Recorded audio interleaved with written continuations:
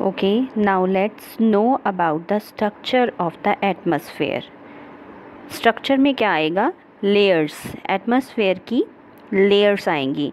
इसकी 4 main layers होती है और लास्ट वन एक 5th लेयर हम मानते हैं एक्सोस्फेयर।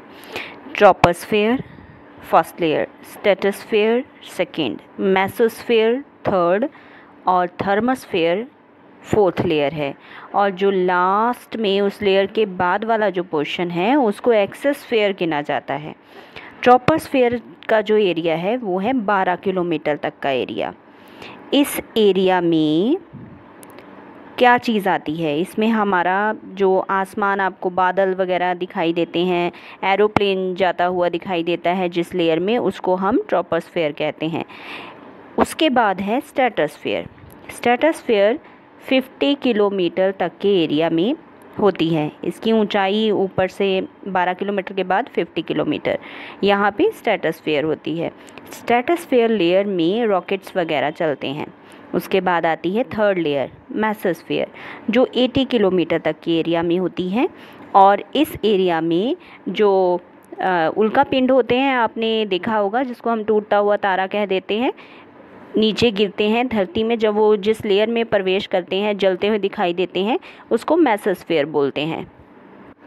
और ये 80 किलोमीटर तक के एरिया में हाइट में पाई जाती है। इसके बाद आ जाता है थर्मोस्फेयर। थर्मोस्फेयर में जो सैटेलाइट्स हैं, नीचे से सेट किए होते हैं, सैटेलाइट्स छोड़ते हैं, वो वाले सैटेलाइट्स जो हैं इसमें आते हैं। इसको हम बोलते हैं थर्मोस्फेयर। और ये 320 किलोमीटर तक की हाइट पे होती है। और इसके ऊपर का जो एरिया होता है उसको एक्सोस्फेयर गिना जाता है। और जैसे जैसे हाइट बढ़ती जाएगी वैसे वैसे टेम्परेचर भी इंक्रीज़ होता जाएगा। ये याद रखने वाली चीज़ है। अब इसमें इन्हीं जो लेयर्स, हमने जो अभी लेयर्स बताई हैं कितने कितने किलोमीटर पर होती है, इसमें बीच में कुछ स्फीयर्स, जो स्मॉल लेयर्स हैं इन स्फीयर्स की, वो आती हैं। उनको भी जान लीजिए कौन कौन सी लेयर्स इसमें आती हैं। वो सबसे पहले तो हमारे अर्थ के ऊपर जो ट्रोपोस्फेयर है,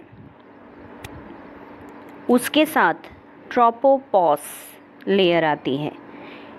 ट्रोपोपॉस जो होती है वो अपर लिमिट होती है। किसकी लिमिट? ट्रोपोस्फेयर की। ओके। स्ट्रेटोस्फेयर के बाद आती है ओजोन लेयर। ओजोन लेयर वो सुरक्षा कवच जिससे हमारी धरती, ओजोन लेयर कौन सी है लेयर? जिससे हमारी धरती यूवी रेज, जो सूरज की रेज हैं, सूरज की किरणें हैं, हानिकारक किरणें हैं, उनसे बची रहती है। तो ये लेयर जो है ओजोन लेयर इसमें आती है स्ट्रेटोस्फेयर के बाद। उसके बाद आ जाता है मेसोस्फेयर।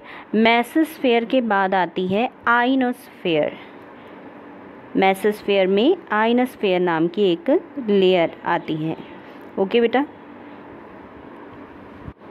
ये थर्मोस्फेयर के नीचे होती है और इसीलिए इसको lowest limit of the thermosphere बोला जाता है। The lowest limit of the thermosphere is known as ionosphere. तो इसके बाद आ जाता है एक्सोस्फेयर। तो ये थी लेयर्स ऑफ एटमॉस्फेयर।